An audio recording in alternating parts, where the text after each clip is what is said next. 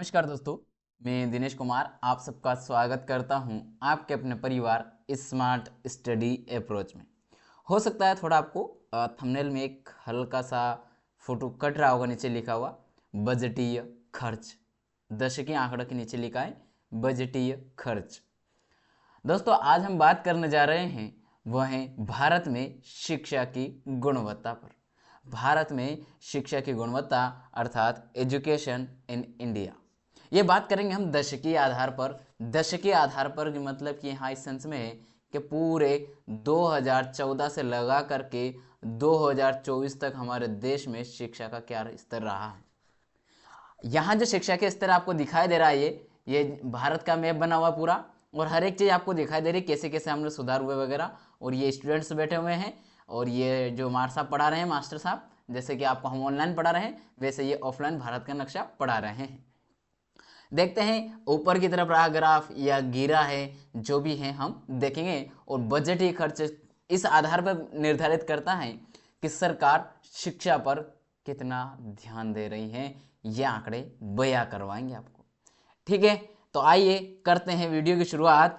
और देखिएगा पूरी क्लास, वॉच कीजिएगा और अंत में कमेंट बॉक्स में बताइएगा अगला जो भी आप चाहते हैं कौन से ऐसा मुद्दा है जो आपके लिए आवश्यक है, कौन सा टॉपिक है जो आप चाहते हैं कि इसके ऊपर वीडियो बनाया जाए। मैं उस पर भी वीडियो बनाने को तैयार रहूंगा। भारत में शिक्षा की गुणवत्ता की अगर हम बात कर लें तो सबसे पहले यहाँ पर स्थिति की बात करेंगे। भारत में शिक्षा की गुणवत्ता की स्थिति क्या है।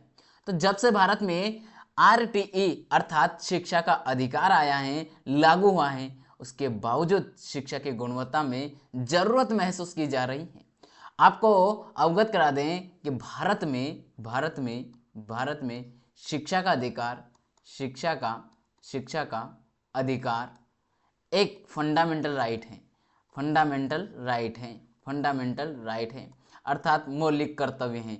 और किस अनुच्छेद में लिखा है ये, तो ये किस अनुच्छेद में लिखा है, ये लिखा है आपका आर्टिकल 21A में लिखा है। तो ये जो आरटीए का आपका मौलिक अधिकार होते हुए यहाँ पर हमें आज एक मुद्दा बना करके एक चिंता के रूप में आपके सामने व्यक्त करना पड़ रहा है कि भारत में शिक्षा का स्तर क्या है। तो ये कहीं ना कहीं चिंता की बात है, चिंतनीय बात है। सरकारी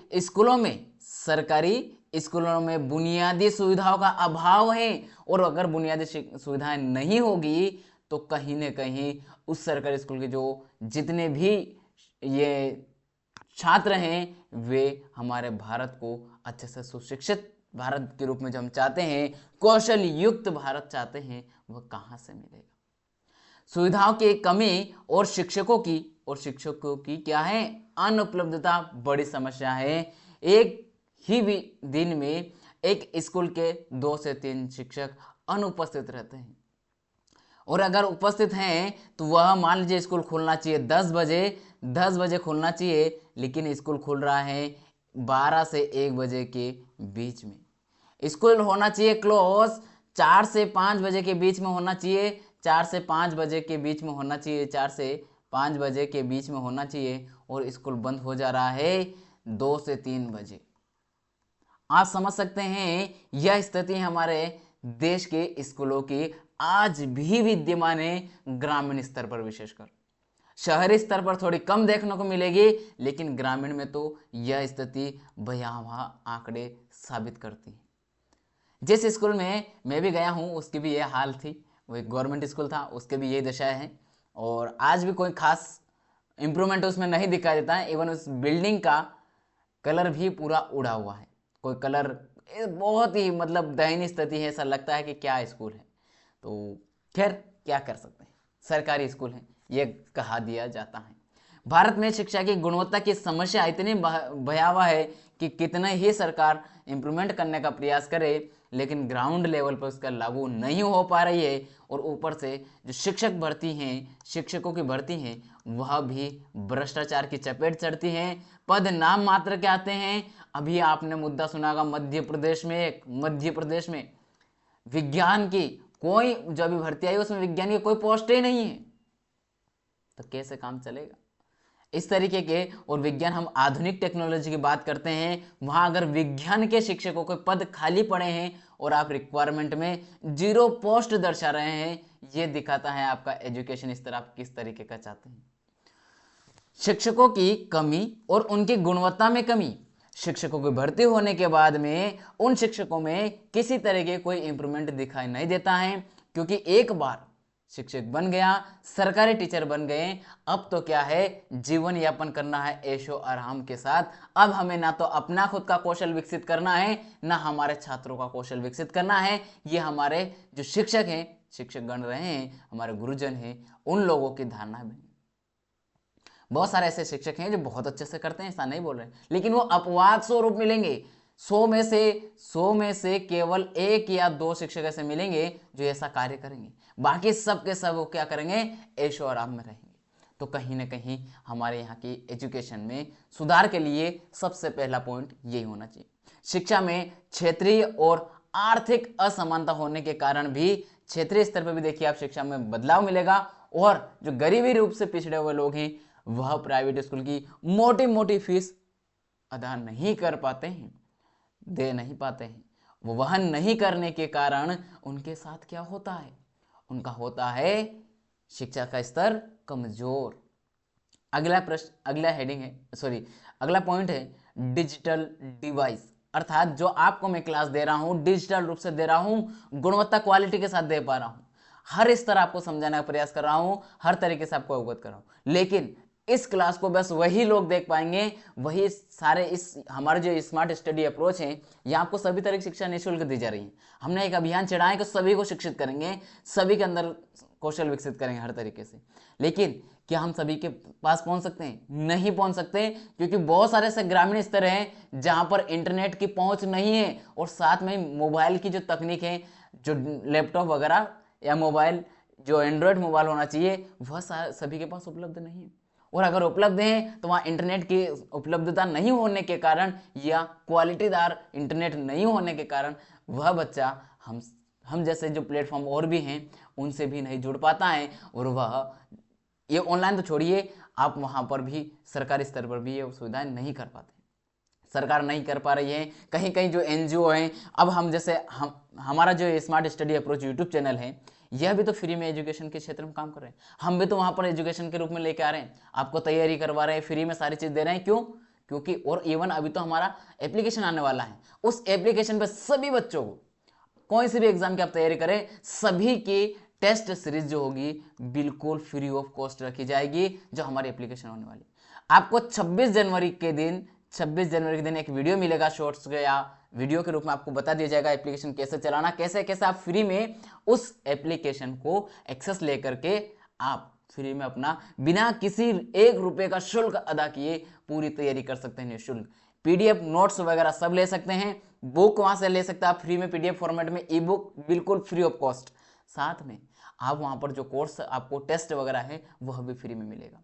तो चिंता की बात खत्म कीजिए, अब कीजिए आप क्या, केवल तैयारी, और अपने दोस्तों को पहुंचाइए, क्योंकि गुणवत्ता की बात चल रही है शिक्षा में। हम हैं आपके साथ, एक एक काम गुणवत्ता चेक कर करके आपके सामने प्रस्तुत करेंगे डेटा।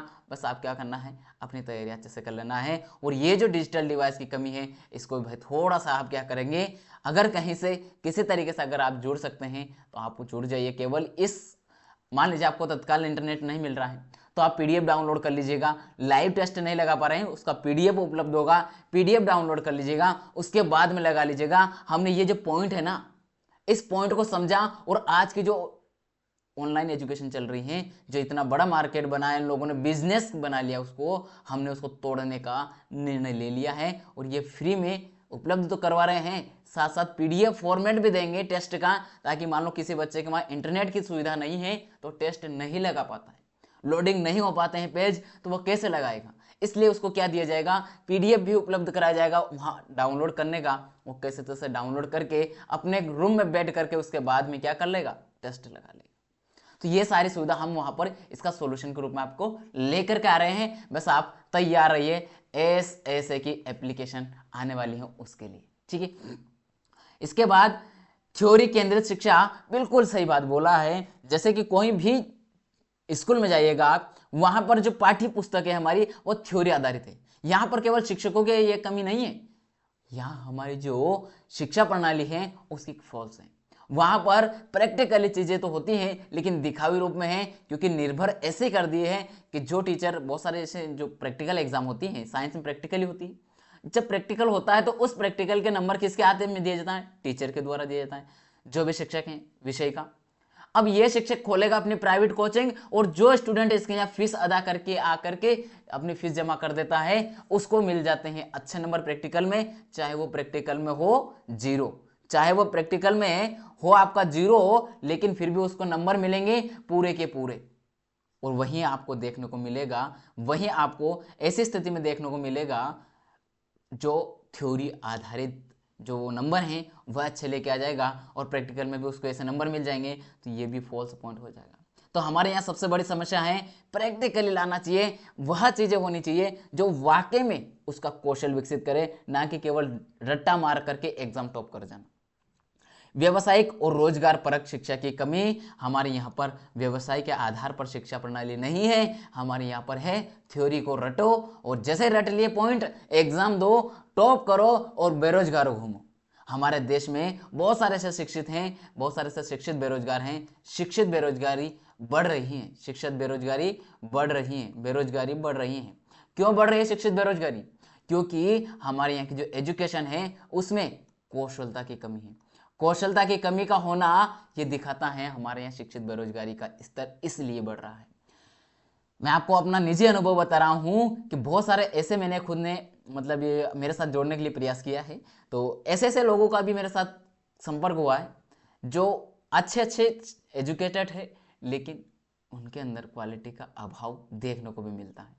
बहुत सारे अच्छे क्वालिटीदार हैं, ऐसा नहीं बोल रहा हूँ, उन्होंने अपनी मेहनत की है और उनके अंदर अच्छी क्वालिटीज हैं, लेकिन बहुत सारे ऐसे हैं जो केवल डिग्री धारक हैं, जो डिग्री धारक होते हैं, और वो डिग्री धारक फिर आखिर में बेरोजगारी घूमते हैं, और वह जाते किस में है? शिक्षित बेरोजगारी की लिस्ट में। तो ये हमें इन दोनों पॉइंट की वजह से ये शिक्षित बेरोजगारी का अभाव यहाँ से बढ़ता है, शिक्षित बेरोजगारी यहाँ से बढ़ती हुई चली जाती है इनके कारण, इनके अभाव के कारण।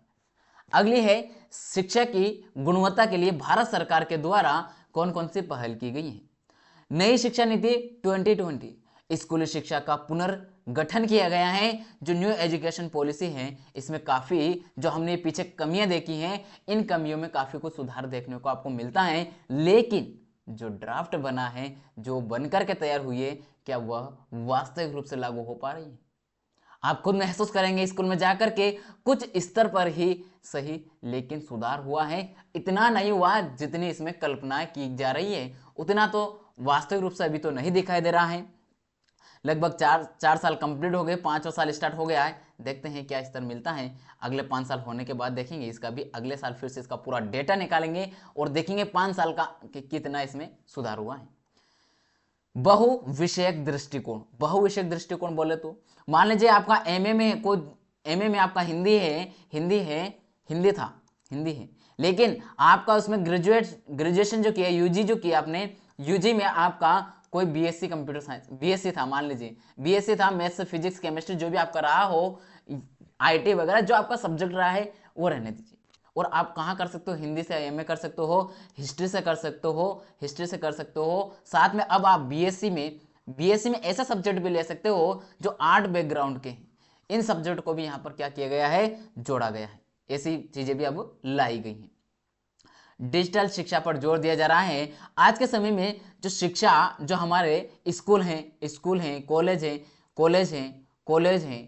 हैं, यहाँ पर भी क्या किया जा रहा है? यहाँ पर आपको डिजिटल बोर्ड उपलब्ध कराए जा रहे हैं और इनको बढ़ावा दिया जा रहा है, और डिजिटल यूनिवर्सिटी भी बनाई जा रही है, ताकि उससे क्या होगा? डिजिटल एजुकेशन को बढ़ावा मिलेगा, ताकि दूर दराज के बच्चों को एक ऐसा कुछ शिक्षक जो गुणवत्ता योग्य है उनका सिलेक्ट करके सभी को उनसे एजुकेटेड किया जाए। राष्ट्रीय शिक्षा मिशन चल रहा है, जिसके माध्यम से हर घर शिक्षा और ये सारी जो है निःशुल्क शिक्षा, ये सारी इसमें आ रही है।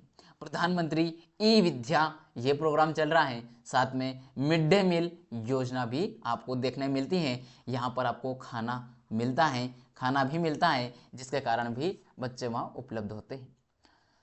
आगे थोड़ा और ये सरकारी पहल जो है इनका हम डिवाइड करके थोड़ा विस्तार से पढ़ लेते हैं कि कैसा कैसा है सरकारी पहल में। नीतिगत पहलों में कौन सी हैं, तो यहाँ पर है नीतिगत शिक्षा में आपको देखेंगे नई शिक्षा नीति 2020, न्यू एजुकेशन पॉलिसी 2020 NEP। स्कूली शिक्षा में मूलभूत साक्षरता और संख्या का ज्ञान पर क्या देना है, जोर देना है, इसका मुख्य उद्देश्य है। शिक्षा में बहुविषयक दृष्टिकोण और अनुसंधान को बढ़ावा देना है। आपको यहाँ पर केवल एक विषय केंद्रित नहीं होना है, एक से अधिक विषयों का ज्ञानी और उसके ऊपर आपको बढ़ावा दिया जा रहा है। क्षेत्रीय भाषा शिक्षा अर्थात जो मान लीजिए आपका हिंदी है, इसके बाद में आपकी अंग्रेजी है, आपकी अंग्रेजी भी हो गई आपकी। उसके बाद में आपको और कोई लैंग्वेज आपकी जो निजी है, जो आपकी स्थानीय भाषा है, यहाँ पर जो आपकी प्री प्राइमरी और प्राइमरी वाली जो एजुकेशन होगी वह किस में होगी, स्थानीय भाषा में होगी, ताकि आप सीख सकते हैं। और एक बात सही है, अगर आप कोई भी चीज सीखना चाहते हैं तो अपनी स्थानीय भाषा में आसानी से सीख सकते हैं। स्थानीय भाषा में बड़ी सुगमता के साथ क्या कर सकते हैं, इसका अध्ययन कर सकते हैं, सुबोध कर सकते हैं। इसका मतलब है आप उसका सुगम्य तरीके से सीखने का अनुभव कर सकते हैं। आप इतने अच्छे से उन बातों को सीख पाएंगे जो आप सीखना चाहते हैं। मान लीजिए मैं आपको यहाँ पर ये जो बातें समझा रहा हूँ, अभी अगर मैं मालवी क्षेत्र का होने के कारण मैं अगर मालवा के लोगों को अगर सिर्फ वो देख रहे हैं, उनको अगर मालवी भाषा में बोल के सिखाऊंगा तो वो आसानी से समझ पाएंगे क्या वर्ड मैं बोल रहा हूँ। लेकिन मैं यह क्लास केवल मालवा में ऑफलाइन नहीं पढ़ा रहा हूँ, मैं अब ऑनलाइन पढ़ा रहा हूँ, तो ये पूरे भारतवर्ष में देखी जाने वाली क्लास है, इसलिए मैं इसको पूर्णतः शुद्ध हिंदी में बना रहा हूँ। अब हिंदी की अगर बात करें हम, तो हिंदी बेल्ट के राज्य वाले ही लोग इस क्लास को देखेंगे और वही इसको समझ पाएंगे। वहीं अगर हम अदर जो स्टेट्स हैं, अदर जो लैंग्वेजेस वाले हैं, वहां पर अगर हिंदी नहीं जानते हैं, उनको समझ नहीं आएगा कि मैं क्या बोल रहा हूं और क्या समझाने का प्रयास कर रहा हूं। लेकिन एक बात सही है कि जो स्थानीय भाषा में उन सीखने का कौशल विकसित हो जाएगा, उसकी वजह से जो अनस्किल्ड एजुकेटेड पर्सन जो बन रहे हैं वो उनकी संख्याओं का आंकड़ा गिरेगा। यह स्तर जरूर है आपको देखने को मिलेगा।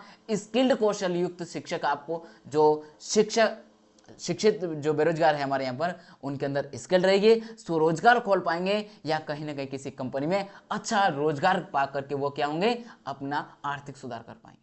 तो यह अच्छी पहल है न्यू एजुकेशन पॉलिसी। डिजिटल शिक्षा को बढ़ावा देना और प्रौद्योगिकी का उपयोग करना बहुत ही आवश्यक है। और अगर ये करने जा रहे हैं आप, तो आपको हर स्कूल में एक तो और नई पोस्ट क्रिएट करनी होगी, वह होगी डिजिटल जो SCO रहा, डिजिटली टेक्नोलॉजी को जानने वाला जो अनुभवी है, उनको प्राथमिकता देकर के उनको जोड़ना होगा। आपको इनके लिए उनके योग्यता अलग निर्धारित करनी होगी। मान लीजिए किसी ने कंप्यूटर में कुछ कर रखा है, लेकिन केवल कंप्यूटर का अनुभव होने से मतलब ये नहीं कि वो डिजिटल का ज्ञाता हो गया। अगर उसने, जैसे मैं आपको ऑनलाइन पढ़ा रहा हूं, अब मुझे पता है कि डिजिटल कैसे क्या किया जाएगा, कैसे इसका सेटअप होगा, कैसे क्या पढ़ाया जाएगा, अगर मुझे इसका अनुभव है तो मैं अगर उस स्कूल के लिए ऐसा कुछ क्राइटेरिया बनाया जाए जिसको मान लीजिए कोई OBS सिस्टम है उसके बारे में चलाना जानता हो, ऑनलाइन क्लास कैसे करवाना है, सेटअप कैसे करना है, बच्चों के डाउट कैसे सोल्व करना है, ये सारे कमेंट वगैरह सब जो है वो दिखाना है, तो उसके लिए आपको क्या करना होगा, उसके लिए आपको जो डिजिटल शिक्षा के बारे में थोड़ा बहुत जानता हो, सारा सेटअप करना जानता हो, उसके लिए आपको शिक्षा जो भी आपके स्कूल हैं, हर स्कूल में इस तरीके का एक नई पोस्ट क्रिएट करके उनको भी बनाना होगा, ताकि वो भी, लेकिन एक बात तय रहे, आप पोस्ट बना रहे हैं, गवर्नमेंट बना रहे हैं, उसमें भी उसकी गुणवत्ता का मूल्यांकन प्रति माह या प्रति 6 मंथ रख लें या 12 माह ही रख लें, उसका मूल्यांकन होना चाहिए। अगर वो नहीं कर रहा है जैसे कार्य, तो उसको आप बाहर कीजिए, नई भर्ती करके नए को जोड़िए, लेकिन पारदर्शिता रूप से होनी चाहिए मूल्यांकन। इसमें नहीं कि इसमें भ्रष्टाचार के माध्यम से घुस जाए, ठीक है। दूसरी बात ये, अगर आप शिक्षक की हम बात कर रहे थे, शिक्षक की भी बात करेंगे आगे, रुकिए, अभी आप शिक्षक की भी हम छेड़ेंगे अच्छे से कि कैसे उनको यह किया जाए। सरकारी योजनाएं, कौन कौन सी सरकारी योजनाएं जो भारत में शिक्षा के क्षेत्र में चल रही हैं, केवल और केवल शिक्षा के क्षेत्र की हम बात करेंगे। सर्व शिक्षा अभियान SSA, स्मार्ट स्टडी अप्रोच, समझ रहे हैं आप। हमारा जो चैनल का नाम है उसका नाम क्या है, उसका नाम है स्मार्ट स्टडी अप्रोच। लिख देता हूं यहां पर मैं एसएसए का एक फुल फॉर्म और लिखता हूं। यहां पर आपको इस एसएसए का फुल फॉर्म है सर्व शिक्षा अभियान, ठीक है। लेकिन मैं इस एसएसए का जो हमारा चैनल का नाम है उसके साथ जोड़ रहा हूं स्मार्ट स्टडी अप्रोच, ठीक है। अब आपको ये जो देखने को मिल रहा है स्मार्ट स्टडी अप्रोच, तो आप समझिए हमारा भी काम क्या है, हमें भी शिक्षित करना है, सभी लोगों के पास शिक्षा पहुंचाना है। तो सर्व शिक्षा अभियान में हम संलिप्त हो गए हैं, बस उसका नाम नए तरीके से प्रेजेंट किया और वो होगा स्मार्ट स्टडी अप्रोच। आप पढ़िए, स्मार्ट तरीके से पढ़िए, कौशल युक्त पढ़िए, ज्यादा हार्ड वर्क मत करिए, यह हमारी पहल है, ठीक है। हम भी शिक्षा के लिए काम कर रहे हैं, अब सरकार की इस योजना से जोड़ दिए हैं सर्व शिक्षा अभियान से। प्राथमिक शिक्षा को सार्वभौमिक बनाने और स्कूल छोड़ने वालों की संख्या को कम करना, क्योंकि अगर वो फ्री में उनको आप जो आवश्यक चीजें हैं वो उपलब्ध करा देंगे तो कहीं ना कहीं वो बच्चा आपके साथ जुड़ेगा, वो आएगा, वो पढ़ेगा, वो शिक्षित हो जाएगा। शिक्षित होने से क्या, वो मानसिक रूप से क्या होगा, विकसित होने से उसके अंदर विकासात्मक कार्य होगा, वो अपनी आर्थिक स्थिति को सुधार पाएगा। इसीलिए मैंने आपको बताया ऐसे स्मार्ट स्टडी अप्रोच का कि यहां पर आपको सार्वभौमिक रूप से क्या मिल रही है, प्राथमिक शिक्षा बनाने, सार्वभौमिक बनाने और छोड़ने वालों की संख्या को कम करना, ताकि इसके माध्यम से आपको निःशुल्क क्या मिल रही है, बुक्स वगैरह मिलती हैं, निःशुल्क बुक वगैरह सभी चीजें मिल रही है आपको स्कूलों में। तो हम भी आपको क्या कर रहे हैं, निःशुल्क, ये स्मार्ट स्टडी अप्रोच की बात हो रही है, निःशुल्क टेस्ट सीरीज मिलेगी आपको all competitive exams all competitive exam, चाहे आपके कोई सी भी एग्जाम हो, सभी की एक एक करके। फिलहाल हमारी जो टेस्ट सीरीज उपलब्ध है अभी जो 26 तारीख को उपलब्ध हो जाएगी, वहां मिलेगी आपको रेलवे एनटीपीसी ग्रुप डी, वहां मिलेगी आपको एसएससी की, जिसमें जीडी की, हिंदी के हैं अभी, और जीएस के 2 टेस्ट हो चुके हैं, मैथ्स रीजनिंग के बन रहे हैं, ठीक है। इसके बाद में आप देखेंगे तो महिला सुपरवाइजर, मध्य प्रदेश में महिला सुपरवाइजर की वैकेंसी है, उसके लिए पोषण वाला पूरा शेड्यूल है, उसकी बुक भी है, टेस्ट है, दोनों चीज उपलब्ध है, हमारी एप्लीकेशन पे मिल जाएगी आपको, वहां डाउनलोड करके आप ये करेंगे। डाउनलोड कैसे करेंगे, कैसे कैसे आप उपलब्ध करेंगे, इन सभी के लिए 26 तारीख को आने वाला एक वीडियो वो देखिएगा, आप उसमें सारी चीज समझ जाएंगे, ठीक है। आगे बात करते हैं mid day meal. Mid day meal योजना का क्या करेंगे, स्कूली बच्चों को पौष्टिक भोजन प्रदान कर स्कूल में नामांकन और उपस्थिति को बढ़ावा देना। देखिए सरकार ने मिड डे मील योजना प्रारंभ की है और इस योजना के माध्यम से उन बच्चों को स्कूल में बुलाने का प्रयास किया गया है जिनके परिवार आर्थिक रूप से मजबूत नहीं है। 2 टाइम का खाना वह मजदूरी करके पूर्ति करते हैं। अब वो कैसे तैसे जीवन यापन कर रहे थे, लेकिन जब अपने बच्चों को स्कूल भेजेंगे तो उनकी फीस, चलिए ठीक है, सरकार ने माफ कर दी, सर्व शिक्षा अभियान ला दिए, निःशुल्क स्कूल कर दिया और इसकी वजह से उनको बुक वगैरह सब उपलब्ध कर दिए। लेकिन बच्चा वहां जाएगा, उसको खाने के लिए तो व्यवस्था करना पड़ेगी, उसके लिए क्या करे माता पिता तो इसकी वजह से भी क्या लगा, जब थोड़ा बच्चा बड़ा होता है तब उसको काम पर भेज दिया जाता है ताकि वो काम करे, पैसा कमाए, अपना खाना पीना रोजी रोटी चलाए। जब पता चला कि खाने की वजह से भी स्कूल में रेशो गिर रहा है तो सरकार ने मिड डे मील योजना प्रारंभ की, जिसके माध्यम से स्कूल के छात्रों को निःशुल्क खाना वितरण किया जाता है सरकार के माध्यम से। और इस वजह से भी आपको वे जो निःशुल्क एजुकेशन तो बढ़ावा दे रहे थे, लेकिन वे बच्चे जो जिनकी आर्थिक स्थिति बहुत ही ज्यादा दयावा है, उनको भी खाने के लिए कुछ नहीं तो वो खाने के वजह से ही स्कूल आ रहे हैं कि कम से कम वहां हमें भोजन तो मिल जाएगा। क्योंकि अगर हम कहीं जॉब करने जा रहे हैं, कहीं काम करते हैं, केवल खाने के लिए अगर काम कर रहे हैं तो खाने के लिए अगर पढ़ने को मिल रहा है तो अच्छी बात है, तो पढ़ भी लेंगे और खाने का खाना भी मिल जाएगा। यह देखते हुए सरकार ने मिड डे मील योजना प्रारंभ की है और इसकी वजह से आपको देखने को मिलता है बहुत सारे स्कूलों में बच्चों का स्तर बढ़ा है और बच्चे एजुकेटेड भी हो रहे हैं। लेकिन बात वहां जाकर अटकती है जो गुणवत्ता वाली बात है। खैर वो भी धीरे धीरे परिवर्तन आपको देखने को मिलेंगे। सरकार की योजना अभी चल रही है नई नई, वो भी अच्छी चल रही है, तो इनका रिजल्ट आपको दूरगामी रूप से मिलेगा, तत्काल तो नहीं मिलेगा। लेकिन आवश्यकता इस बात की है कि जैसे जैसे ज्यादा बेरोजगारी बढ़ रही है उसकी वजह से शिक्षा की ओर जो युवा हैं वह आकर्षित नहीं हो रहे हैं, बल्कि स्कूल छोड़ने, कॉलेज छोड़ रहे हैं, पढ़ाई छोड़ना वह उचित समझ रहे हैं, समझ रहे थे, ऐसा उनको यह हो रहा है आभास। क्योंकि सभी को आप देख रहे हैं बहुत सारे एजुकेटेड लोग बेरोजगार घूम रहे हैं और उसका परिणाम आने वाली पीढ़ियों को भुगतना पड़ेगा और इसका नेगेटिव रिजल्ट मैं आपको बता दे रहा हूं, नेगेटिव परिणाम मिलेगा आने वाले समय में। ऐसे युवा जो पढ़ सकते थे आर्थिक रूप से और सरकारी योजनाओं के माध्यम से पढ़ सकते थे, लेकिन उन्होंने एजुकेशन ना लेकर के उन्होंने अपना लिया अपना दूसरा माध्यम। और अगर बहुत सारे ऐसे एजुकेटेड पर्सन है जो आपको कहीं ना कहीं ऐसे कार्यों में लिप्त मिलेंगे जो कार्य उनको नहीं करना चाहिए था। राष्ट्रीय माध्यमिक शिक्षा अभियान RMSA माध्यमिक शिक्षा तक पहुंच और गुणवत्ता में सुधार के लिए माध्यमिक राष्ट्रीय मतलब नेशनल स्तर पर हमारा क्या चल रहा है, माध्यमिक शिक्षा अभियान चल रहा है। प्रधानमंत्री ई विद्या जो कि डिजिटल शिक्षा के लिए एक मंच उपलब्ध करवाता है।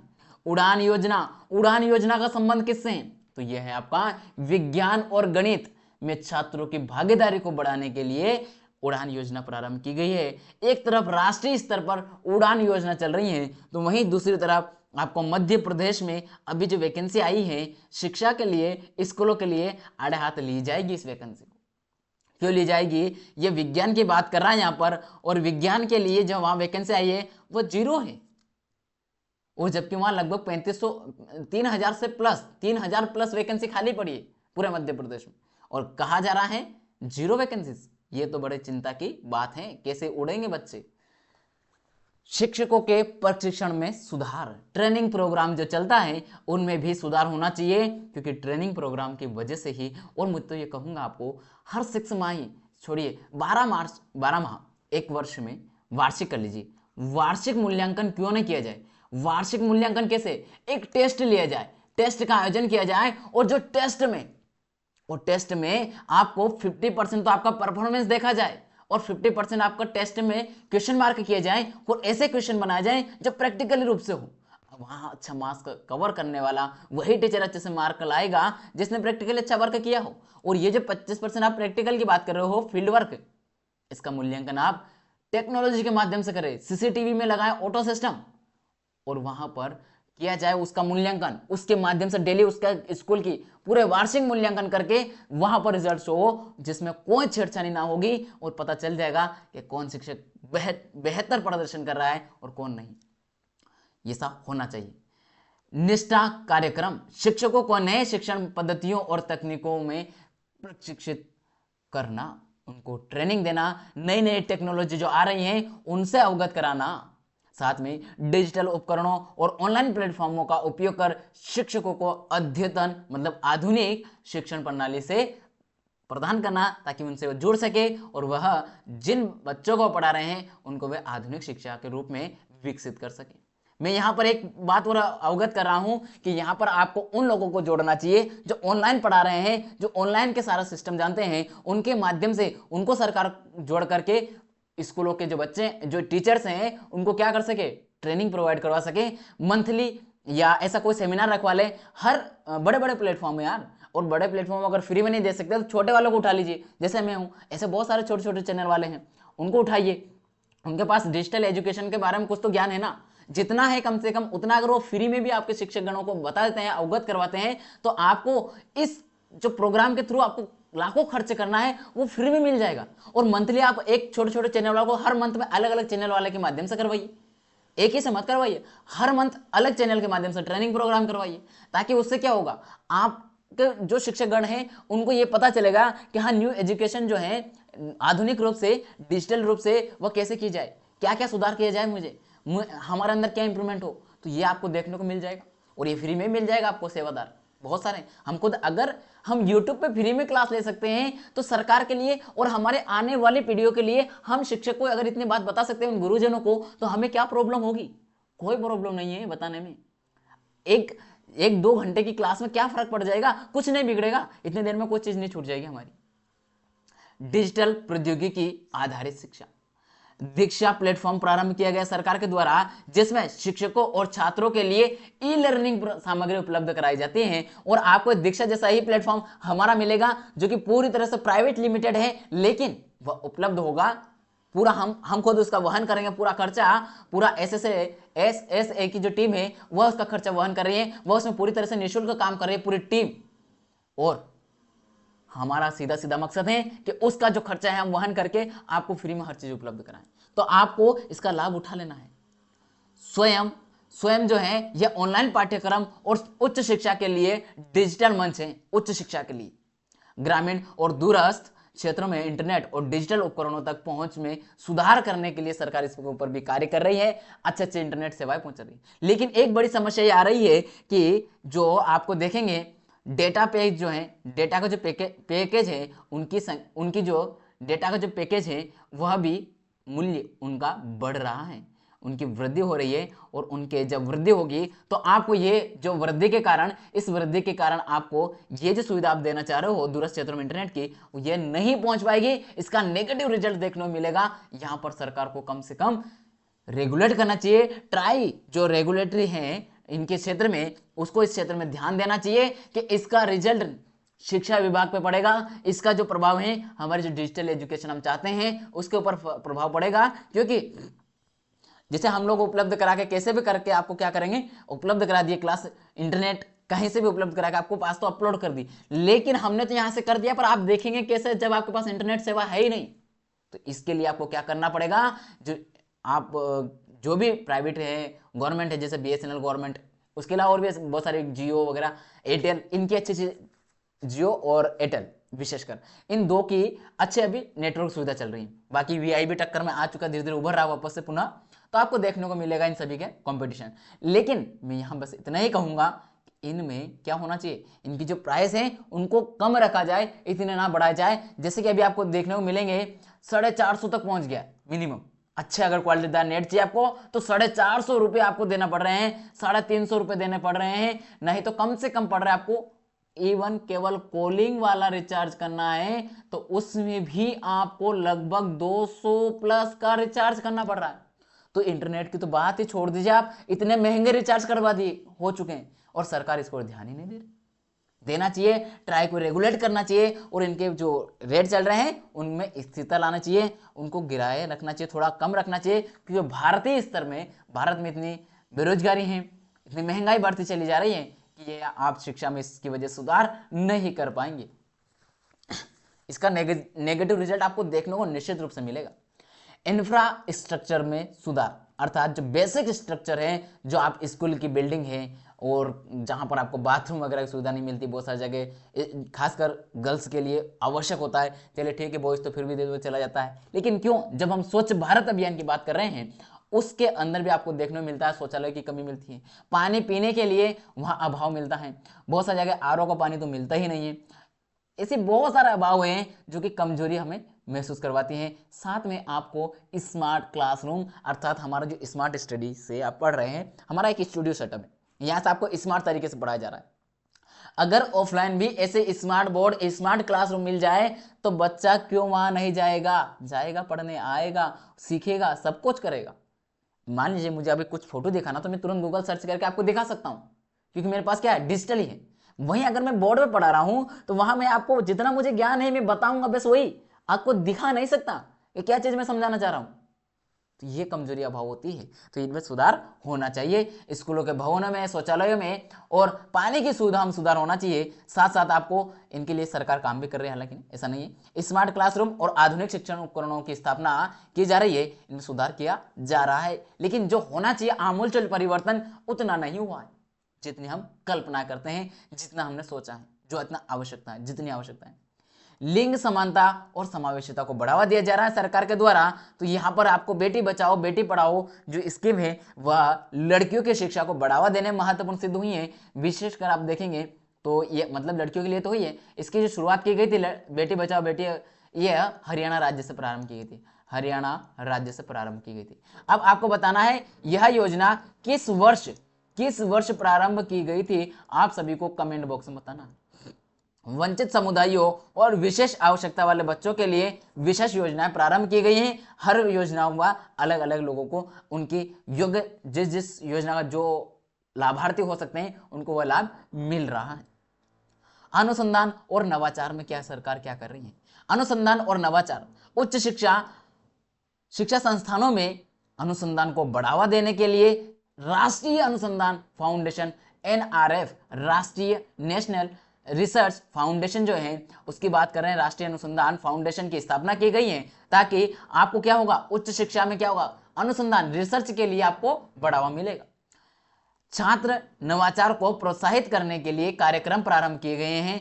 और 8वें नंबर पर है सामुदायिक और निजी भागीदारी, अर्थात प्राइवेट और गवर्नमेंट ट्रिपल पी जो मॉडल है उसको लागू किया जा रहा है, जिसमें आपको देखने को मिलेगा गैर सरकारी संगठन जिसको एनजीओस कहा जाता है और निजी क्षेत्र के साथ साझेदारी कर रही है सरकार। साथ में सीएसआर बोले तो कारपोरेट सामाजिक उत्तरदायित्व जो है के तहत शिक्षा परियोजनाओं को लागू किया जा रहा है और इनको अपनाया जा रहा है ताकि उससे भी हम शिक्षा में बढ़ावा किया जा सके। मानसिक स्वास्थ्य और परामर्श, मानसिक रूप से स्वस्थ होना बहुत जरूरी है छात्र को और शिक्षक को, तो ये भी बढ़ावा दे रहे हैं। छात्र के मानसिक स्वास्थ्य के लिए काउंसलिंग सेवाओं और जीवन कौशल कार्यक्रमों की शुरुआत की गई है। आपको देखेंगे बहुत सारे बच्चे, आप देखते होंगे कोटा की खबरें बहुत देखने को मिलती हैं। बच्चे वहां जाने के बाद 1 से 2 साल वहां पढ़ाई करते हैं, उसके बाद वो सुसाइड कर ले रहे हैं, पूरी डिग्री होने के बाद सुसाइड कर ले रहे हैं। क्यों भाई?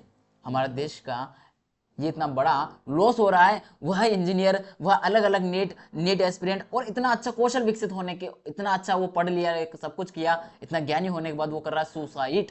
क्यों? क्योंकि वह उसकी जो महत्वाकांक्षाएं हैं, जो उसने सपने देखे थे, वे पूरे वहां नहीं हो पा रहे, वे जो उनको चाहिए उस तरीके का नहीं मिला। ऊपर से वो मानसिक रूप से प्रभावित हैं। ऊपर एक तरफ तो समाज का दबाव रहता है, दूसरी तरफ उसको शिक्षा में पढ़ने का दबाव बन जाता है, टॉप करने का रहता है, टॉप करना है, ऊपर से सिलेक्ट होना है, सरकारी वैकेंसी, सरकारी जॉब लेना है। यह दबाव आपको समाज स्तर पर देखने को मिलता है, शोषण रूप से होता है। और जब ये सारी चीजें आपको मिलेगी तो इसका प्रभाव पड़ेगा बच्चे के स्वास्थ्य पर। मानसिक रूप से जब प्रभावित होता है तो वो कर लेता है सुसाइड अंततः, और जब वो सुसाइड करता है तो कहीं ना कहीं इसका लॉस भारत होता है, क्योंकि भारत को एक हो सकता है कि वह डॉक्टर एपीजे अब्दुल कलाम जैसा कोई हो सकता था।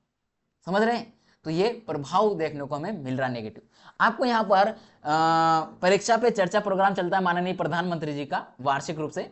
यह प्रोग्राम एक तरीके से अच्छा प्रोग्राम है देखने को। ये आप चाहे इसका कुछ भी जो भी समझे, जिस मकसद से आप समझने का प्रयास करें, मैं बस इसका एक पॉजिटिव इंटेंट बताऊंगा आपको, बाकी आपकी अपनी अपनी विचारधारा है।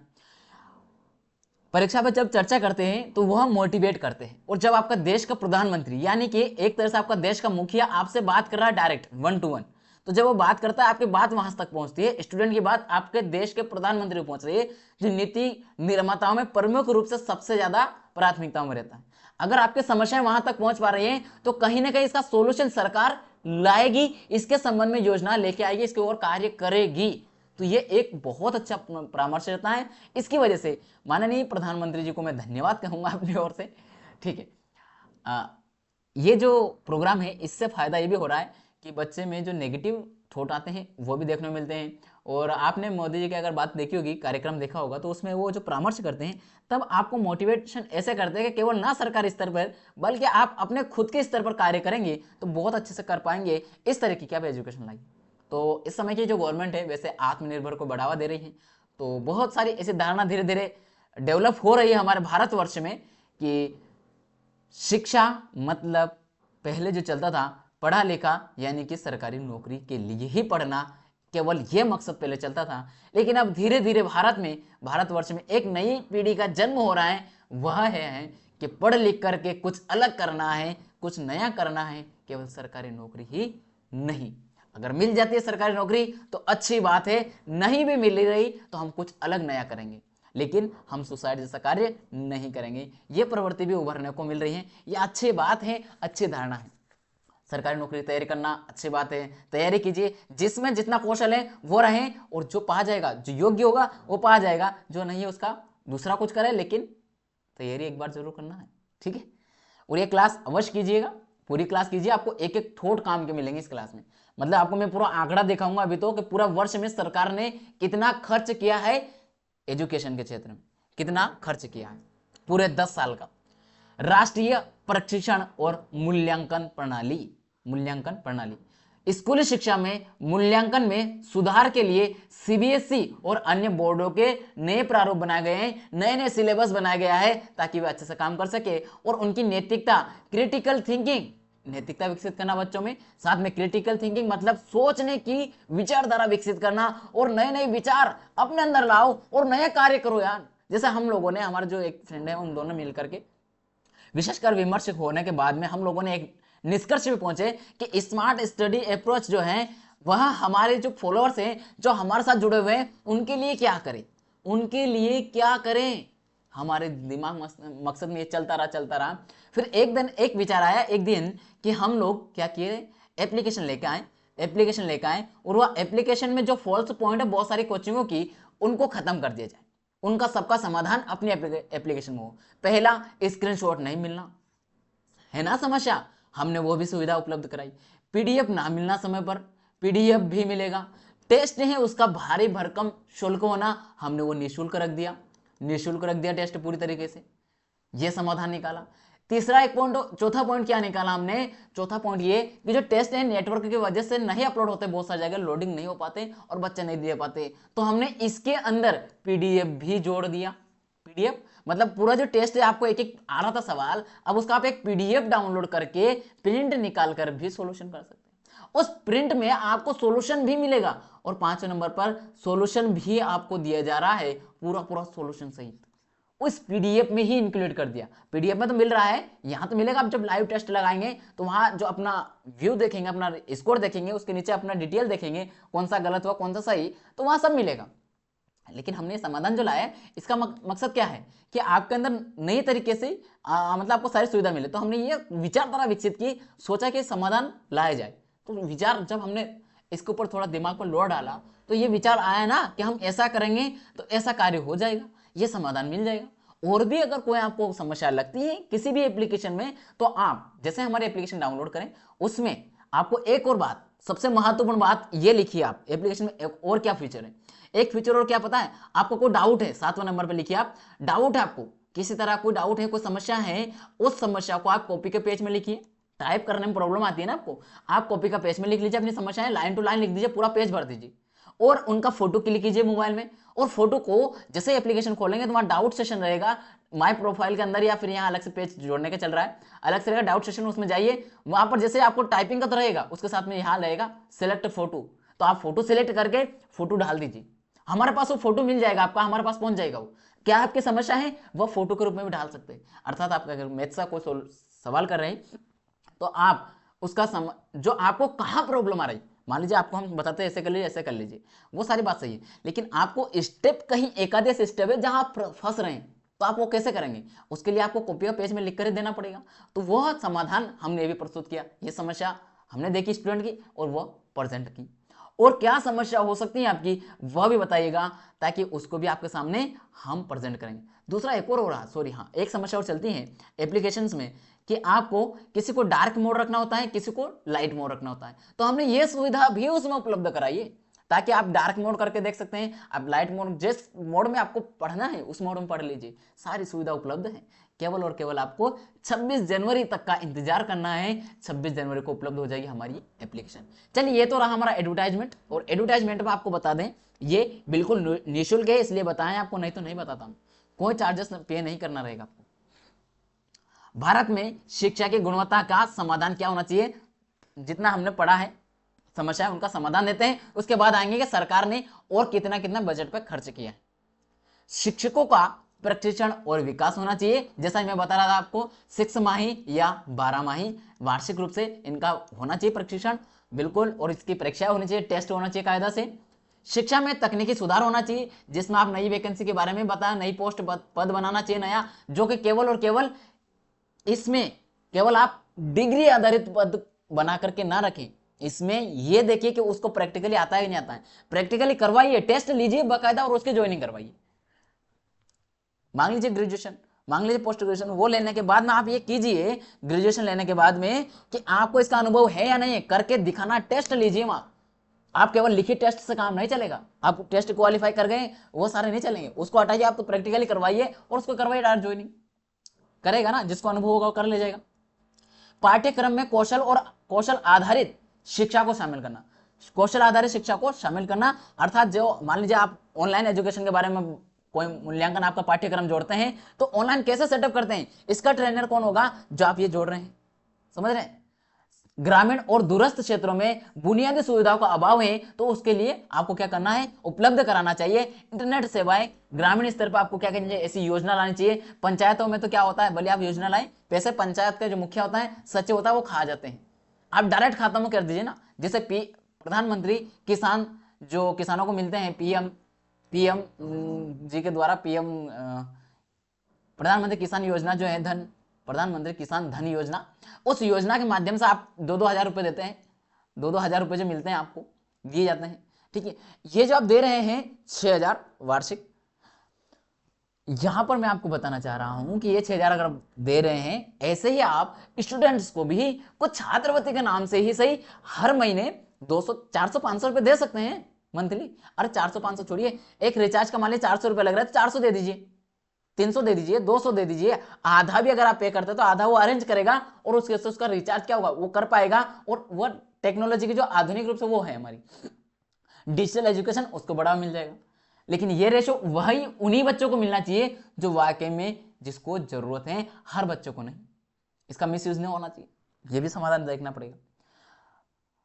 अधिक बजट आवंटन और पारदर्शिता लाना, जो बजट है उसको बढ़ावा देना चाहिए, और ताकि हमारे और उसके जो बजट है उसका एक्चुअल में जिस मुद्दे से आप लेके आए हो, जिसके लिए उसका खर्चा बढ़ा है, वह यहाँ पर लागू किया जाए, उसी योजना में उसका खर्च किया जाए। अब बात करेंगे हम भारत में शिक्षा की गुणवत्ता के लिए सरकार के द्वारा 10 साल में अर्थात 2014 से लगा करके 2024 तक जो भी शिक्षा के बजट में शिक्षा के लिए खर्च किया है, उसको हम पूरा उतार चढ़ाव जो है वह देखेंगे, क्या निरंतर वृद्धि हुई है या नहीं हुई है। अब यहां से आप बड़े विस्तार से समझिएगा, आपको 1-2 जगह से लगेगा बजट का परसेंटेज गिरेगा जीडीपी के मुताबिक, लेकिन जो रुपए में है बढ़ता हुआ चलेगा लगातार, सभी हम देखेंगे विस्तार से। यह बजट आंकड़े मुख्यतः केंद्र सरकार द्वारा शिक्षा पर किए गए व्यय का संकेत देते हैं। मतलब ये कोई राज्य सरकार का नहीं है, केवल और केवल किसका है, केंद्र सरकार का है।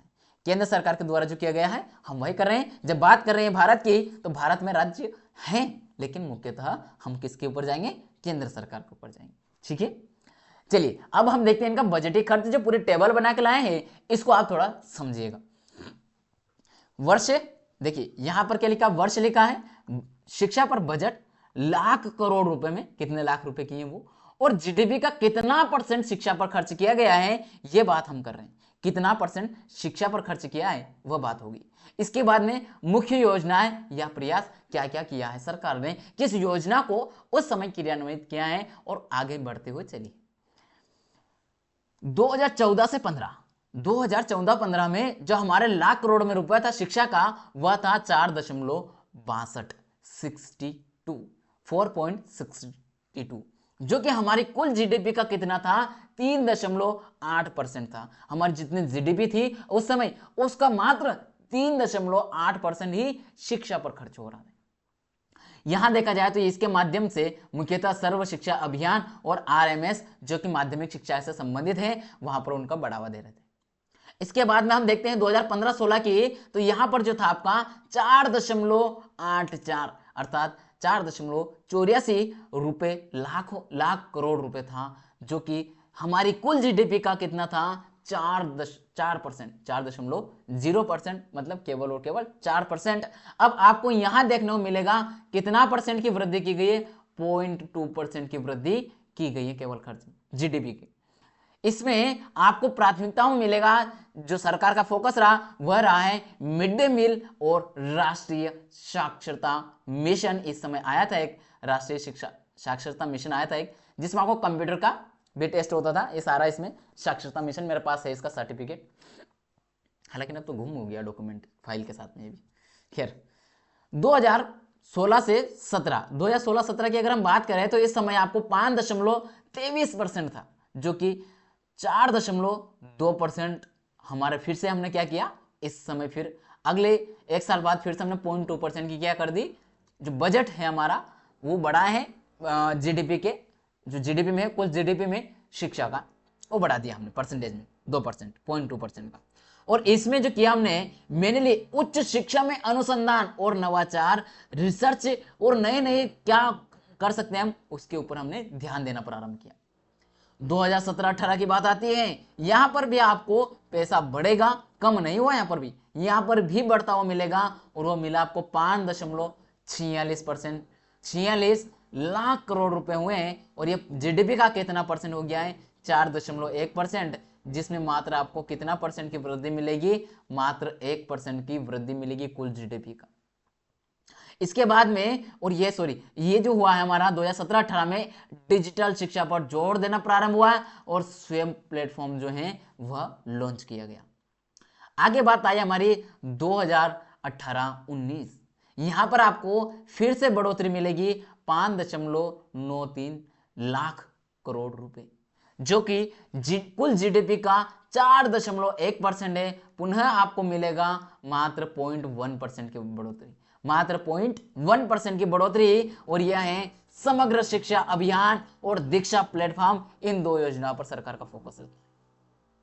अगला डेटा मिलता है आपको 2019-20, यहां पर देखेंगे आप 6.43% अच्छी वृद्धि की ओर है सरकार का लाख करोड़ रुपए में। और ये जो हुआ हमारा फिर 4.5% की होती है, और ये शिक्षकों का प्रशिक्षण जैसे निष्ठा कार्यक्रम जो है आपको 2019-20 की जो ये एजुकेशन वहां खर्च हुआ, वहां पर ये निष्ठा प्रोग्राम प्रारंभ कर दिया गया, जिसमें 4.5% यानी कि केवल और केवल 0.1% की फिर से हमें वृद्धि देखने को मिलती है। ये कहां से 1% चल रही है, 2016-17 से ही हमारी 2002 हुई थी, उसके बाद 2.2% हुई थी, उसके बाद में 1% की वृद्धि निरंतर देखने को मिल रही है 16-17 से 2019-20 तक।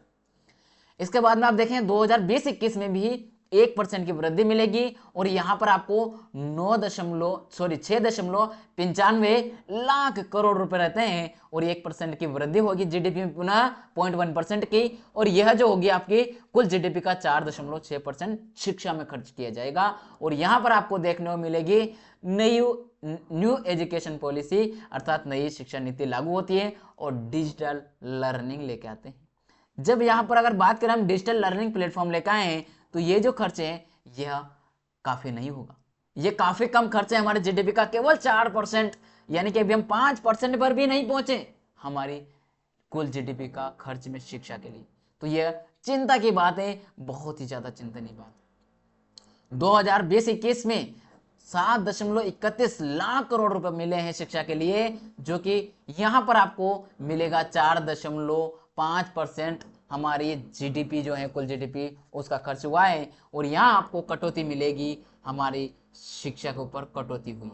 कटौती कहां की गई है, शिक्षा के ऊपर जो खर्च है कुल जीडीपी का, वहां पर 4.5% कर दी, यानी कि 0.1% माइनस 0.1% की क्या की गई है, कटौती की गई है 2021-22 में। ध्यान दीजिएगा, ये शिक्षा में किस वर्ष कटौती की गई, 2014 से लगा 2014 के बाद में, तो 14 के बाद में 2021-22 में की गई थी, जो कि कोविड-19 के कारण डिजिटल शिक्षा का विस्तार किया गया। और डिजिटल शिक्षा का विस्तार होने पर भी आपने क्या किया, उल्टा क्या किया, अरे भाई आपके जो कुल जीडीपी है उसमें खर्च जो उसमें कटौती किया। हालांकि नहीं, इस समय जीडीपी का कमी हुई थी, उस कारण से कटौती हुई थी, तो उसका कारण कुछ और था।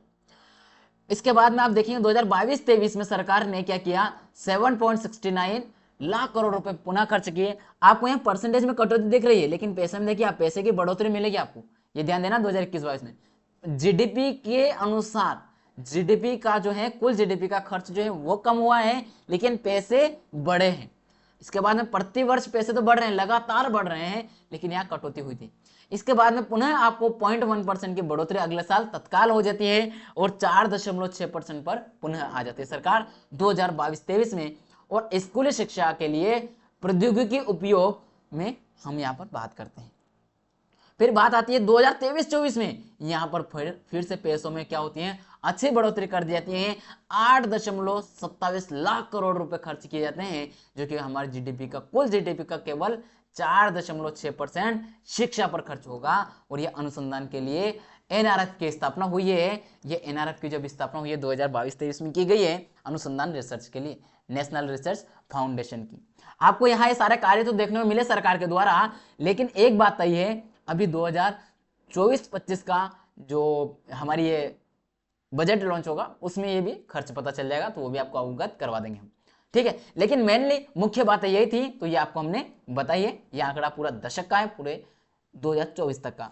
इसमें आपको एक 2021-22 याद रखना है, या कुल जीडीपी का खर्च घटा है, उसके बाद संतुलन में चल रहा है 4.6 पे ही है, तो कुल मिला के हमारा जीडीपी अब इस समय यहां पर ही खर्च में। देखते हैं हम भारत में शिक्षा की गुणवत्ता की बात कर रहे हैं, जिसमें मुख्य बातें क्या है, हमने जो बजट का खर्च देखा है उस खर्च को अब क्या करते हैं हम उसके की पॉइंट जान लेते हैं हमारे एग्जाम के हिसाब से। शिक्षा पर बढ़ता बजट, तो 2014 से 15 से 2014-15 से लगा करके 2023-24 तक शिक्षा का जो बजट है उसमें निरंतर वृद्धि देखने को मिलती है, केवल एक साल को छोड़ दिया जाए, केवल एक साल को छोड़ दिया जाए, ठीक है। जीडीपी का प्रतिशत में केवल एक साल है, वो भी देखिए यहां पर बजट का जो खर्च है पैसों में अगर देखें, रुपए में अगर देखें, तो इसमें कोई कटौती नहीं है, इसमें निरंतर बढ़ा है। लेकिन जीडीपी के प्रतिशत में देखें तो केवल एक साल ऐसा रहा है जहां आपका क्या मिला है 2021-22 वह ऐसा रहा है जहां पर आपको देखने मिलता है शिक्षा के बजट में कटौती हुई है, और शिक्षा के कुल जीडीपी का जो रहा लगभग 10 साल में 4.0% से लगा करके 4.6% के बीच रहा है। यही हमारा पूरा साल का जो बजट रहा शिक्षा में वह 4, क्योंकि 3.8 से चलना स्टार्ट हुआ है, इसके बाद में 4.6 तक गया है, बीच में एक गिराव आया है, तो इसलिए हमने 4 से लेकर के 4 से लेकर 4.6 के बीच में इसका संतुलन बना लिया है, एक डेटा ले लिया हम लोगों ने। नई शिक्षा नीति 2020 से शिक्षा के डिजिटलीकरण और अनुसंधान को बढ़ावा देने के लिए अधिक जोर दिया गया है। न्यू एजुकेशन पॉलिसी किस पर आधारित है, एक तो अनुसंधान यानी कि रिसर्च की बात करता है, और डिजिटल एजुकेशन।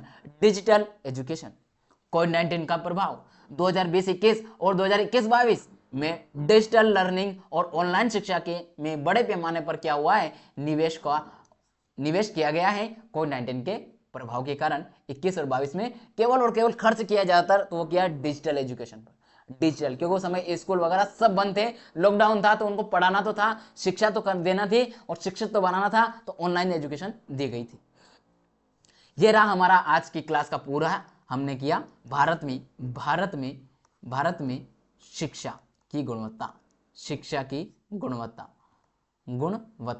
इसकी जो हमने बात की है भारत में शिक्षा की गुणवत्ता, तो यहां पर आपको मेनली चीजें मैंने हर फैक्ट बताया, पूरा विश्लेषण किया। अब चाहे आप यूपीएससी वाले हो या स्टेट पीएससी वाले हो या आप कोई भी अदर एग्जाम वाले हो, सभी इस क्लास को कीजिएगा। साथ में चाहे आप पढ़ाई छोड़ दिए हो, लेकिन फिर भी आपको ये क्लास करना चाहिए, क्योंकि यहां से आपको पता चलेगा कि आपको अपने आने वाली पीढ़ियों को क्यों पढ़ाना चाहिए, क्यों नहीं, और किस तरीके से सरकार के लिए आपको काम करना चाहिए, क्या क्या आप भी कर सकते हैं अपने स्तर पर, वो सारी जागरूकता फैलाने के लिए आपको ये क्लास करना चाहिए। हर किसी को इस क्लास को कर लेना चाहिए, ठीक है। आप वहां तक पहुंचाइए, फॉलो कीजिएगा हमें। अगर आपको किसी तरह कोई करंट अफेयर संबंधी कोई समस्या है और नहीं मिल रही है कहीं से खबरें, तो करंट अफेयर संबंधी विश्लेषण डिटेल वाइज यूपीएससी लेवल का करंट अफेयर यहाँ पर मिलता है। वनडे यूपीएससी कोई से भी एग्जाम हो, सभी के लिए फैक्ट आपको यहाँ मिल जाएंगे, वो मिलेंगे स्मार्ट स्टडी अप्रोच के व्हाट्सएप चैनल पर। केवल और केवल करंट अफेयर मिलता है यहाँ पर, केवल और केवल करंट अफेयर की खबरें।